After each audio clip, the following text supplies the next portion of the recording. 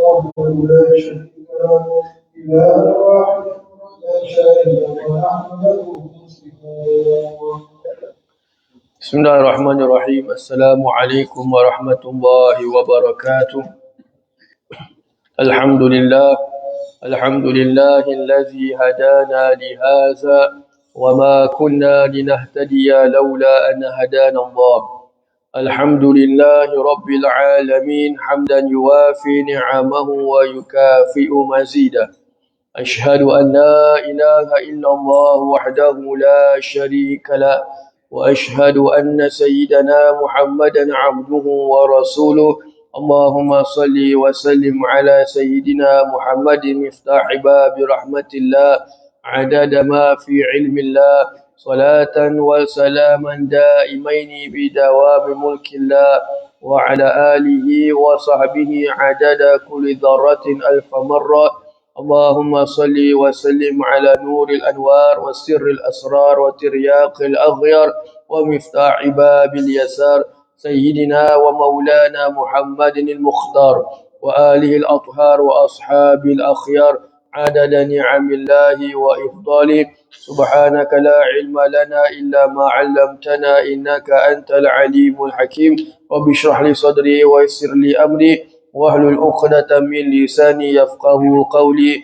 أستغفر الله العظيم الذي لا إله إلا هو الحي القيوم وأتوب إليه. أما بعد. Alhamdulillah, kita kembali pada pembacaan kitab Safinatun Najah, di mana semalam telah kita memasuki bab yang baru berkenaan dengan syarat-syarat melakukan qasar. Jadi syarat-syarat untuk bagi orang yang musafir untuk memendekkan solatnya menjadi 2 rakaat. Dan telah kita melalui semalam bahawa syarat yang pertamanya itu adalah hendaklah pelayarannya itu ataupun perjalanannya itu lebih daripada 2 marhalah ataupun 2 marhalah atau lebih. Ini lebih kurang dalam 90 km mengikut perkiraan sekarang. Maka kita menyambung apa yang ditulis oleh pengarang di sini. Bismillahirrahmanirrahim. Wa an yakuna mubahan. Dan hendaklah perjalanan safarnya itu ataupun hendaklah pelayarannya itu adalah pelayaran yang harus. Apabila mengatakan berkenaan dengan harus itu, ia merangkumi 4 hukum. Pertama, safar ataupun pelayaran yang wajib. Bila tu belayar itu consider atau dikirakan sebagai wajib jika mana ia belayar itu kerana untuk membayar hutang. Untuk membayar hutang. Dia tinggal di Singapura, dia ada hutang dengan orang yang berada di Kuala Lumpur. Dia hutang dengan orang yang berada di Kuala Lumpur, jadi dia nak belayar tu hukumnya adalah wajib bila ia sudah berkemampuan. Dia sudah mampu, sudah ada wang yang cukup untuk dia bayar hutang dia, maka dia wajib untuk dia belayar. Jadi ini termasuk kategori yang harus, bermakna kategori yang dia boleh untuk melakukan qasar. Yang kedua adalah sunat. Bila safar itu atau belayar itu dikira sunat jika mana ia dilakukan untuk menghubungkan tali silaturahim. Untuk menghubungkan silaturahim, maka belayar ketika itu hukumnya adalah sunat. Yang ketiga adalah hukumnya harus. Harus untuk dia belayar.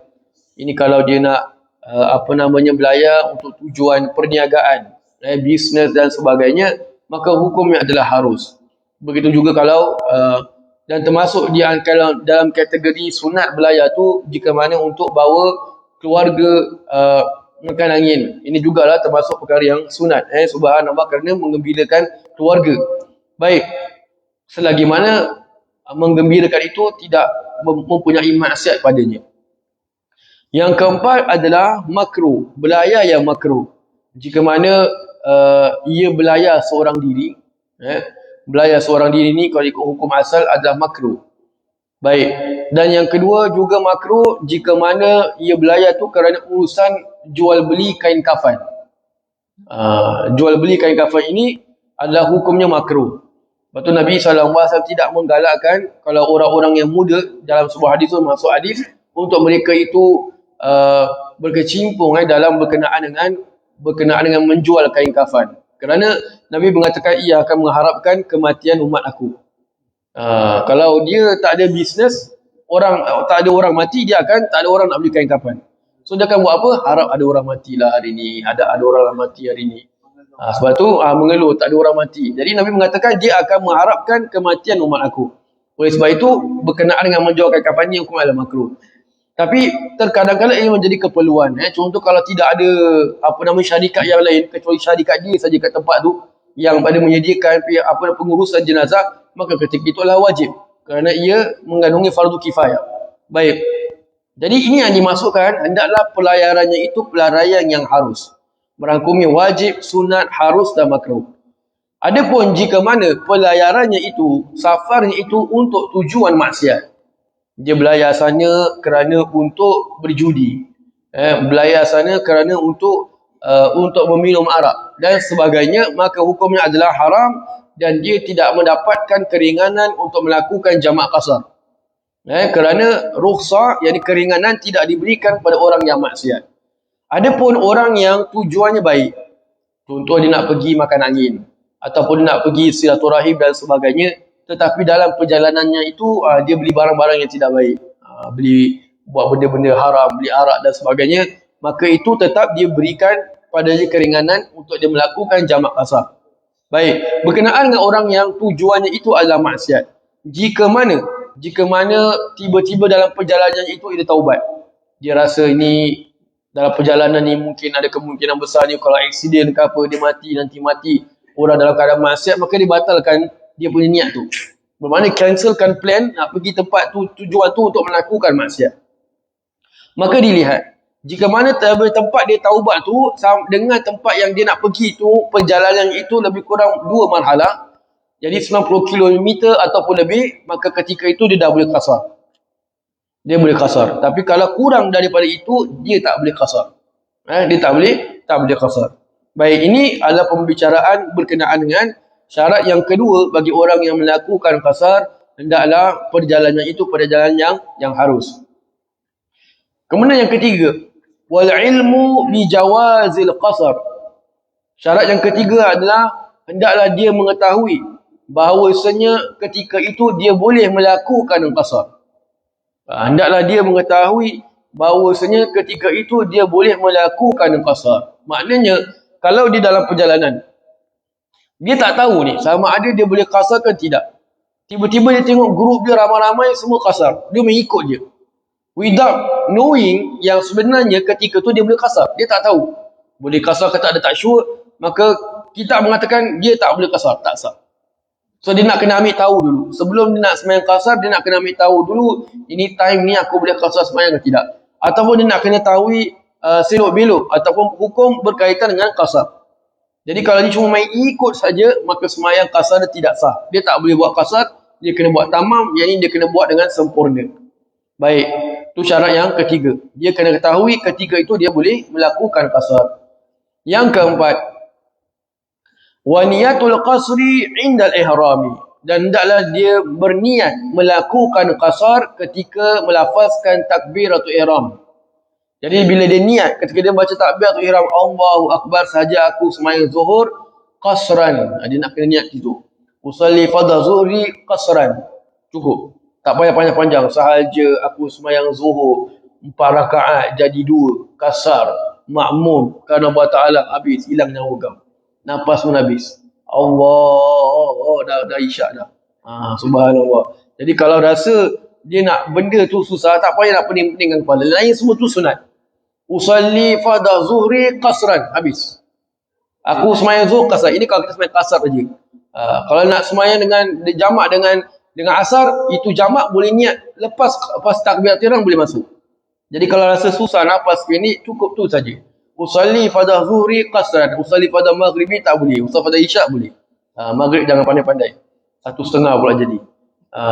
Baik, jadi dia mengatakan sini membaca niat ketika takbiratul ihram itu sebahagian daripada syarat melakukan qasar. Jadi kalau dia tak niat ketika sembahyang zuhur atau ketika sembahyang isyak, sembahyang asar, dia tak niat qasar, maka dia tak boleh qasar. Dia tak boleh qasar, bermakna dia kena sempurnakan 4 rakaat. Baik. Wa niyatul qasri inda al-ihrami. Syarat yang kelima, wa an takuna salatu rubaiyan, dan hendaklah sembahyang yang hendak dilakukan itu adalah sembahyang yang 4 rakaat. Sembahyang yang hendak dilakukan itu adalah sembahyang 4 rakaat. iaitu sembahyang zuhur, sembahyang asar dan sembahyang isyak. Jadi ia dibagikan menjadi dua. Zuhur jadi dua, asar jadi dua, isyak jadi dua. Dalam waktu maghrib itu mengikut pendapat yang sahih, pendapat yang betul, ia tidak boleh qasar. Dia tidak boleh qasar. Dia ada dalam bahasa Arab ni atau dalam bahasa kitab, kalau kita baca kitab fikih, dia ada dua istilah. Satu nama dia as-sah, satu namanya sahih. Ada orang dia salah faham. Dia mengatakan as-sah itu bermakna lebih sahih daripada yang sahih. Bukan. Perbezaannya adalah dari sudut dia punya opposite. Kalau pendapat mengatakan as-sah tu bermakna lawannya itu adalah pendapat yang kuat. Jadi as-sah tu pendapat yang kuat. The opposite of pendapat as-sah tu bermakna kalau pada kita main lemah, still pendapat itu dipakai dalam mazhab. Dipakai dalam mazhab. Main diterima. Adapun sahih, lawan dia itu pendapat yang lemah bermakna pendapat yang dhaif. Maknanya kalau bahasa Arab tu kita panggil qaul qawi. Pendapat yang kuat itu bermakna berlawanan daripada perkataan as-sah. Adapun perkataan sahih itu berlawanannya itu pendapat yang dhaif, pendapat yang lemah. Jadi pendapat yang lemah sangat mengatakan kalau maghrib itu boleh dikasarkan menjadi dua. Tapi ini pendapat yang sangat-sangat lemah. Cuma majoriti mengatakan maghrib tak boleh kasar. Syarat dia mesti 4 rakaat. Baik, ini jelas. Syarat yang berikutnya, syarat yang ke-6. Wa dawamu safari ila tamamiha. Dan hendaklah ketika dia melakukan sembahyang qasar itu, ia masih dalam keadaan safar. Dia masih dalam keadaan safar, masih dalam keadaan belayar. Jadi kalaulah dia sedang on the way, contohlah dia dah sampai tapi dah hampir mendarat, contohlah kita naik kapal terbang hampir mendarat, kita dah nampak dia dah pass by negeri kita, dah sampai Changi Airport, pilot pun semua stewardess pun dah announce kita nak turun ni, tiba-tiba kita pun rasa Cik Chan lah ni dah masuk asar ni, sekali kasar 2 rakaat diskaun. Dah tak boleh.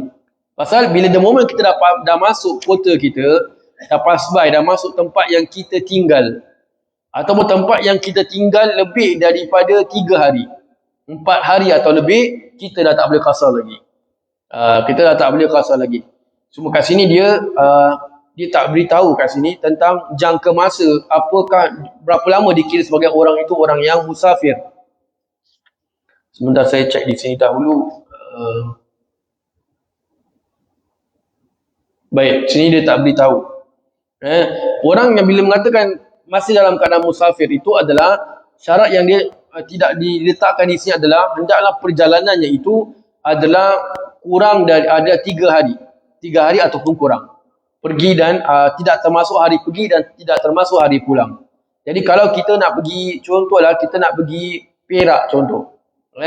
Tolak hari pergi, tolak hari balik, kita akan tinggal kat sana 2 hari. Maka ketika itu, sebelum kita sampai, ketika kita sampai, bila pulang, kita boleh kasar. Boleh jamak, boleh kasar all the way. Tapi kalau kita ni nak pergi sana, contoh nak pergi Perak, kita nak stay sana seminggu. Jadi tolak hari pergi, hari balik, bermakna kita akan tinggal di sana 5 hari. Kita akan tinggal di sana 5 hari. Jadi the moment kita sampai saja Perak, kita dah tak boleh jamak, tak boleh kasar lagi. Tapi bila kita nak berangkat tu boleh. Bila kita nak berangkat daripada hari pergi, hari pulang, itu boleh jamak, boleh kasar. Tapi bila kita sampai saja di sana, kita dah dikira sebagai terputus safar kita. Kerana kita lebih daripada 3 hari. Kita lebih daripada 3 hari. Memang kalau kita ikutkan sekarang, biasanya kalau kita pergi umrah, kalau kita masuk Madinah dulu, bermakna biasanya Madinah tu kita cuma stay lebih kurang dalam 2 hari ataupun 3 hari. Tolak hari pergi, ada hari balik. Ada yang pilih untuk kasar dengan jamak. Pasal dia kata, saya masih dalam safar. Saya stay di sini kurang daripada 4 hari. Bermakna saya masih boleh jamak kasar. Saya cakap betul. Tapi awak tak rasa rugi ke? Zuhur kat sana, kat Masjid Nabawi, Nabi kata bayar 1,000. Asar 1,000. Subuh 1,000. Tahiyatul Masjid 1,000. Sembahyang duha 1,000. Habis tu kita buat apa? Asar sudahlah Ustaz, diskaun. Pahala kau pun diskaun nanti. Pahala pun diskaun. Jadi salah siapa? Di sini kejahilan sendiri. Malas tu bila sampai sana kena tolak tepi. Pasal peluang Allah berikan bila kita sampai sana, Allah jemput kita, kita kat sana pula sia-siakan. Subhanallah, bila kita sia-siakan nikmat Allah, maknanya kita tak syukur nikmat yang Allah berikan. Peluang Allah jemput kita pergi tanah haram. Subhanallah. Jadi kita nak kena gunakan. Jadi bila sampai sana walaupun memang kita dibolehkan, kalau ikutkan jangka masa yang kita berada di Madinah atau sebagainya, kita boleh jamak kasar tapi jangan gunakan that. Pasal kita nak rebut peluang kat sana. Subhanallah. Dalam perjalanan tak apa. Perjalanan pergi tak apa. Subhanallah. Ataupun perjalanan pulang. Jadi balik pada tadi, dia mengatakan sini, wadawa musafar masih dalam keadaan belaya sehingga sempurna semayang qasarnya. Sehingga sempurna semayang qasarnya. Baik. Kemudian, sama dia kata sini. Yang ketujuh. Wa an la yaqtadiya bimutimmin fi juz'in min salatihi. Dan hendaklah orang yang sembahyang qasar ini, ia tidak menjadi makmum kepada orang yang sembahyang sempurna. Dia tidak menjadi makmum kepada orang yang sembahyang sempurna. Bermakna sebelum dia nak ikut orang yang kat depan tu, dia nak kena yakin bahawa orang yang kat depan ni, imamnya ini imam yang juga sembahyang qasar. Kalau dia tak sure lah, saya singgah pagu, nampak sudu garpu, saya pun singgah. Nampak ada orang tengah sembahyang jemaah, saya pun ikut sekali, saya niat qasar, maka tak boleh. Pasal kita tak sure ni, dia sembahyang sempurna atau dia sembahyang qasar. Bersalahan kalau terbalik. Imamnya qasar, makmumnya nak tamam, boleh. Imam sembahyang zuhur 2 rakaat, dia dah announce, saya akan sembahyang qasar 2 rakaat sembahyang zuhur. Kita pula bukan musafir, kita nak ikut dia, boleh, sah. Jadi bila dia beri salam, si imam beri salam, makmum tinggal tambah lagi 2 rakaat.